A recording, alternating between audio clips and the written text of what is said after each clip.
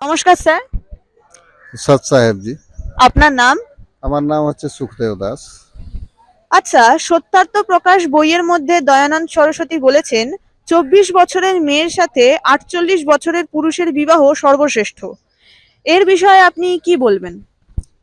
দেখেন, এটা হচ্ছে একেবারে অদ্ভুত ব্যাপার। একটা 48 বছর পুরুষ আর একটা 24 বছরের মেয়ে, সে একেবারে তার মেয়ের সমতুল্য। তার সঙ্গে এটা সাংসারিক জীবন যাপনটা কি কোনোদিন সুখী হতে পারে? অসম্ভব ব্যাপার। এটা সমাজ, সাধারণ মানুষের ক্ষেত্রেও যদি তারাও যাদের একটু হলেও বিবেকবোধ আছে, তারা যদি এই ভাবনা চিন্তা করে, তাহলে এটা কোনো মতেই গ্রহণযোগ্য না। এটা আমার গুরু সন্তরাম পালজি মহারাজের জ্ঞানের আধারে এটা কোনো দিনও বা কোনো সমাজেও এটা গ্রহণযোগ্য না। অনেক অনেক ধন্যবাদ স্যার। সৎ সাহেবজি।